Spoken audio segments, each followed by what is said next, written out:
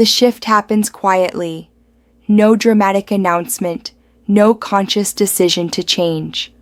One day the empath who always fought for connection, who always believed in working through problems, who always gave one more chance, simply stops.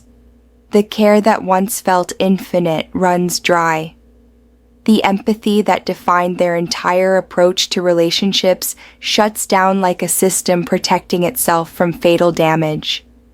They don't become cold because they want to. They become cold because warmth has only ever brought pain. The person who once felt everything now feels almost nothing.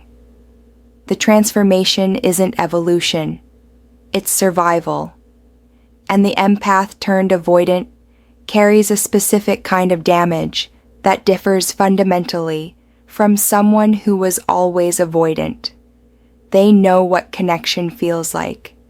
They remember what it was to be open, and they've consciously chosen to close themselves off because the alternative became unbearable.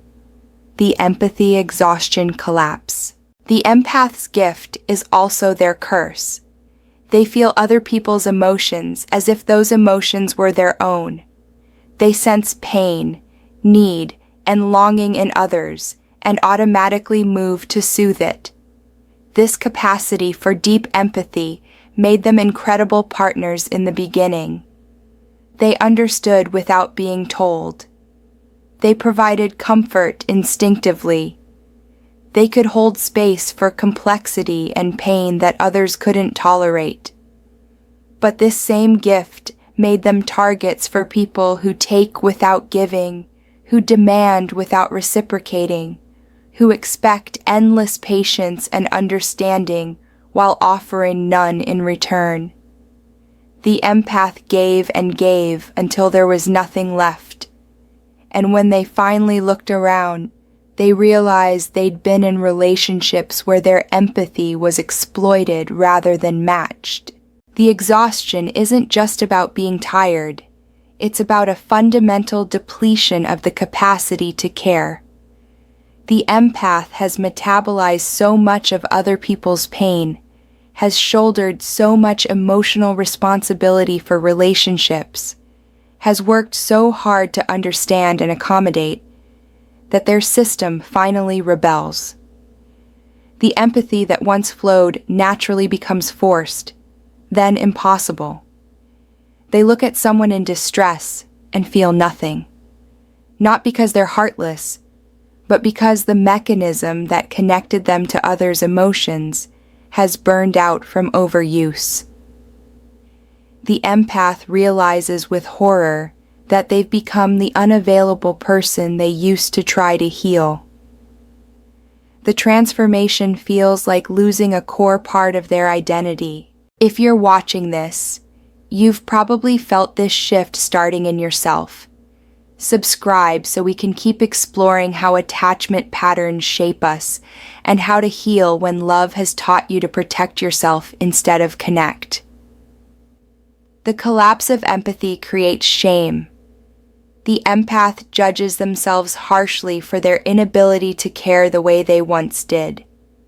They remember being the person who could hold space for anyone, who never gave up on people, who believed in working through everything. Now they're the person who goes numb during emotional conversations, who mentally checks out when someone needs support, who feels irritation instead of compassion when faced with others' pain. This internal shift terrifies them because it means becoming what they always feared. Someone who can't show up emotionally. Someone who abandons people. Someone who is unavailable. The trust destruction pattern. The empath's transformation into avoidance is rooted in the complete destruction of their ability to trust. They didn't start with trust issues. They started naive, open, believing that love and understanding could overcome anything. They trusted that if they gave enough, others would eventually give back. They trusted that their empathy would be appreciated rather than exploited. They trusted that being vulnerable was safe because they would never weaponize someone else's vulnerability against them. Every one of these beliefs was shattered through repeated experience. The empath learned that people will take everything you offer and still demand more. That vulnerability gets used against you. That caring deeply makes you controllable. The trust destruction happens incrementally. Each betrayal, each time their empathy was taken for granted, each moment their needs were dismissed while they tended to others' needs, created a small crack in their foundation. The empath kept repairing, kept believing the next person would be different, kept opening themselves up despite the evidence that openness led to pain. But trust is like a structure that can only sustain so many repairs before the entire thing becomes unsound. Eventually, one more betrayal, often not even the worst one, causes the whole system to collapse. The empath realizes they can't do it anymore. They can't keep believing in people's potential. They can't keep giving chances. They can't keep exposing themselves to the possibility of being hurt. This destroyed trust manifests differently than the avoidance of someone who never trusted in the first place. The empath turned avoidant knows exactly what they're protecting. They remember what it felt like to trust and be betrayed. Their avoidance is informed by specific pain rather than general fear. They're not avoiding intimacy because it's unfamiliar. They're avoiding it because they know precisely how much it costs, and they're no longer willing to pay that price. This makes their avoidance more rigid in some ways. They're not running from the unknown. They're running from something they've experienced and decided never to experience again. The self-preservation awakening. The shift from empath to avoidant includes a crucial awakening about self-preservation. The empath spent years, maybe decades, believing that their role was to understand, accommodate, and support others. They absorbed the message that their needs were less important, that putting themselves first was selfish, that love meant sacrifice. They operated with the unconscious belief that their worth came from what they provided to others. The transformation begins when they finally recognize that this framework nearly destroyed them, that prioritizing everyone else left them depleted, unseen, and alone, even within relationships. The avoidance they develop is an overcorrection, a pendulum swing from complete self-sacrifice to total self-protection. This awakening feels simultaneously liberating and terrifying. For the first time, the empath is putting their own emotional safety first. They're saying no to demands for their energy. They're withdrawing from relationships that require them to be endlessly understanding while receiving nothing back. They're choosing their peace over others' comfort. This should feel empowering, and in some moments it does. But it also feels wrong because it contradicts everything they've believed about who they are and how relationships work. The empath is learning to be selfish, which their entire psychology has been organized around avoiding.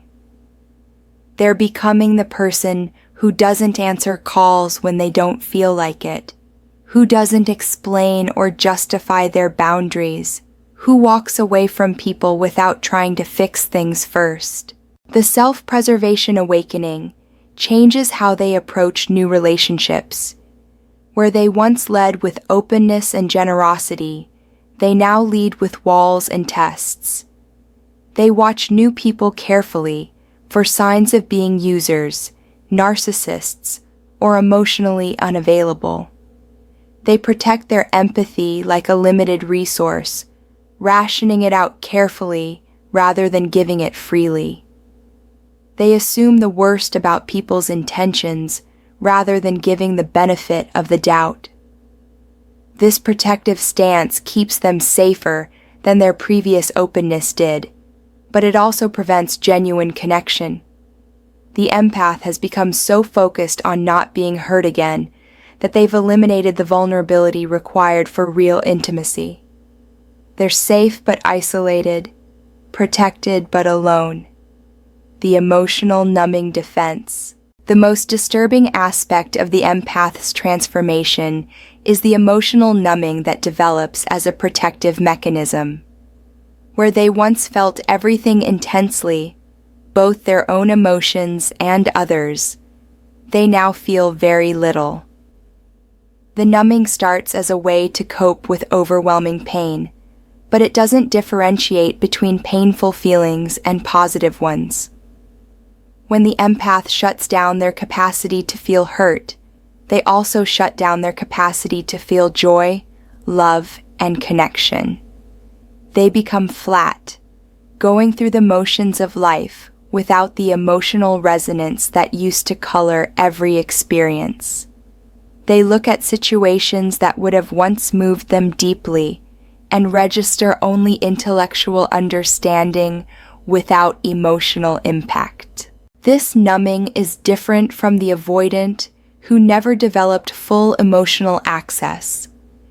The empath turned avoidant knows what they're missing because they remember feeling fully. They're aware that something essential has been amputated. They see others expressing emotion and remember when they were capable of the same expressions. The loss of emotional access feels like losing a sense, like going deaf or blind. The world becomes muted, experiences lose their depth, and relationships feel performative because the authentic feeling that would make them real is no longer accessible. The empath mourns their own emotional death while simultaneously protecting it because feeling again means risking pain again. The numbing also creates problems the empath didn't anticipate. They thought shutting down would protect them, but it leaves them unable to experience the positive aspects of connection. When someone genuinely kind enters their life, the empath turned avoidant can't feel the warmth they're being offered. When opportunities for real intimacy present themselves, they can't access the vulnerability required to accept them. The protective numbing that saved them from further hurt also prevents them from healing. They're stuck in a state of emotional suspension, neither fully engaged with life nor completely checked out, existing in a gray space where nothing touches them deeply enough to cause pain or pleasure. The relationship pattern reversal. The empath who becomes avoidant creates a complete reversal in their relationship patterns. They used to be the one pursuing, the one trying to fix things, the one believing they could love someone into healing. Now they're the one being pursued, the one creating distance, the one who makes others feel like they're not enough. They've become the emotionally unavailable person they used to date. This reversal feels surreal and shameful. The empath finds themselves behaving in ways they once found incomprehensible and hurtful. They're now the person who doesn't text back, who cancels plans when intimacy feels too close, who pulls away just as connection deepens. They understand avoidant behavior from the inside now, and the understanding doesn't make them less avoidant. It just adds shame to the avoidance. This pattern reversal often attracts partners who are anxious or empath types, people similar to who the empath used to be. The empath turned avoidant watches these partners do exactly what they used to do: overfunction, over-explain, try to bridge the distance through effort and understanding. Seeing their old patterns reflected back creates complicated feelings. Part of them recognizes the futility and wants to tell these partners to stop, to save themselves, to run. Part of them feels irritated by the pursuit, finding it suffocating in the way avoidants always have. And part of them feels deep sadness about who they've become, someone who causes the exact pain they know intimately from having experienced it themselves. The reversal also means the empath turned avoidant now understands both sides of the pursue-withdraw dynamic. They remember the agony of being the pursuer, the confusion and self-doubt it creates. And they now know the terror and suffocation the avoidant feels when pursued. This dual understanding doesn't help them bridge the gap. Instead, it leaves them feeling hopeless about relationships entirely. They see the pattern from both angles and recognize how intractable it is, how both people are responding to legitimate internal experiences, and how those experiences create an incompatible dynamic. The empath who becomes avoidant often concludes that relationships are fundamentally broken, that intimacy is impossible, that humans are not actually designed for sustained connection. The protective isolation choice. The empath turned avoidant makes a conscious choice that the original avoidant never had to make. They choose isolation, not because connection is unfamiliar, but because it's familiar and has proven dangerous. This choice feels like self-love and self-betrayal simultaneously. They're protecting themselves from harm, which is healthy and necessary. But they're also cutting themselves off from the connection that once gave their life meaning, which feels like a kind of death. The empath knows what they're sacrificing by choosing isolation.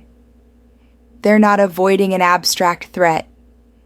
They're avoiding concrete pain they've experienced repeatedly. The weight of this conscious choice creates a different quality of loneliness than the avoidant who never knew connection. The isolation becomes a fortress the empath builds deliberately. They structure their life to minimize emotional risk. They maintain surface-level friendships that require little vulnerability. They avoid romantic relationships entirely, or keep them casual and boundaried. They fill their time with work, hobbies, and activities that don't require emotional exposure. This structure works in the sense that it keeps them safe from being hurt, but it also creates a life that feels increasingly empty and meaningless. The empath watches others form deep bonds and remembers when they were capable of the same. They see people taking relational risks and can't access the courage to do likewise. The isolation that protected them becomes a prison. The protective isolation also includes isolating emotionally, even within unavoidable relationships. The empath turned avoidant might maintain family connections, but keep them purely functional. They might have coworkers they're friendly with, but never let anyone know them beyond the surface. They might even enter relationships, but maintain such strong walls that the other person never gets past the presentation to the real internal experience. This selective isolation allows them to maintain the appearance of connection while protecting the vulnerable core. But it means they're never truly known or seen, which creates its own kind of pain. They're lonely even when surrounded by people, because no one has access to their authentic self. The identity confusion crisis. The transformation from empath to avoidant creates profound identity confusion. The empath define themselves by their capacity for deep feeling, their ability to understand and connect with others, their role as healer and supporter. When these capacities shut down, they lose their sense of who they are. They look at their current behavior and don't recognize themselves. They're cold where they were warm, closed where they were open, withholding where they were generous. This feels like becoming a completely different person, and the transition happens without conscious intention. The empath didn't choose to change. The change was forced upon them by circumstances that made openness unsustainable. The identity crisis includes grief for who they used to be. The empath mourns their former self, the person who could love freely, who believed in people, who approached relationships with hope rather than cynicism. They remember being someone who added light to others' lives, who made people feel seen and valued, who could hold complexity with compassion. Now they're someone who causes others to feel unseen, who makes people question their worth, who responds to emotional needs with distance and irritation. The gap between who they were and who they've become feels unbridgeable. They're trapped in a self they don't want to be, but can't figure out how to leave. The confusion also stems from the inconsistency in their behavior. The empath turned avoidant isn't completely transformed.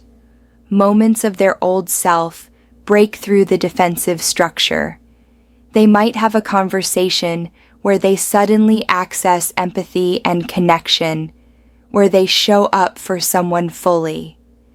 These moments create hope that maybe they're healing, that maybe they can return to who they were. But then the walls snap back into place, and they retreat into avoidance again. This oscillation makes them feel unstable and unpredictable. They can't trust themselves or promise anything to others because they don't know which version of themselves will show up.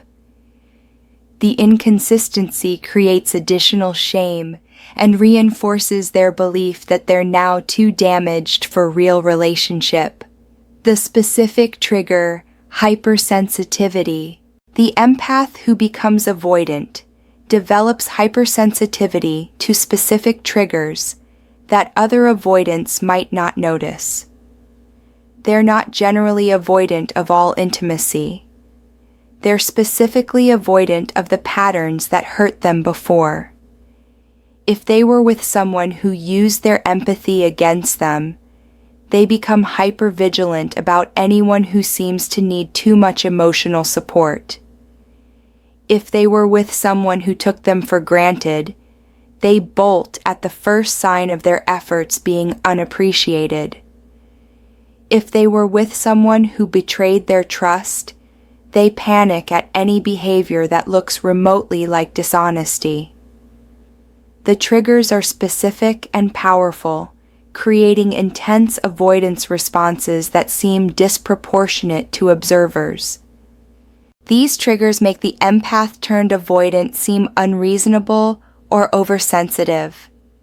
A new partner might do something relatively minor that happens to echo a previous betrayal, and the empath responds with complete withdrawal. The new partner is confused because the response doesn't match the situation, but they're not aware they've hit a landmine. The empath can't explain without revealing the depth of their damage, so they either make excuses or simply disappear. This pattern ensures that relationships remain shallow or brief, because as soon as any trigger activates, the empath's protective mechanism kicks in, and they flee. They're not running from the current person. They're running from the ghost of past pain that the current situation has awakened. The hypersensitivity also means the empath turned avoidant can never fully relax in relationships. They're constantly monitoring for danger signs, analyzing behavior for red flags, comparing current patterns to past ones. This hypervigilance is exhausting and prevents genuine connection. Even when they're with someone who is healthy and trustworthy, they can't settle into safety because their nervous system has learned that safety is an illusion that precedes betrayal. The constant state of alert means they never experience the ease and comfort that makes relationships sustainable. They're always braced for impact, always ready to run, always protecting against the next inevitable hurt. The healing resistance block. The most tragic aspect of the empath's transformation is that they resist the very healing that could restore them. They've been the healer for so long, the one who helped others process and grow, that accepting help feels like admitting defeat. Their identity was built on being strong enough to hold others, and needing to be held feels like proof they've failed. The empath turned avoidant knows intellectually that they need support, therapy, and connection to heal. But accepting these things requires the vulnerability they're protecting against. They're caught in a trap where the medicine they need is the exact thing their wound prevents them from taking. The resistance also stems from fear of being hurt again in the process of healing. Opening back up means risking that the people they trust with their healing journey will betray that trust. Therapy requires vulnerability with a stranger. Friendship requires opening to potential abandonment. Romance requires exposing the damaged parts they've been hiding. Every path to healing runs through the vulnerability that created the damage in the first place.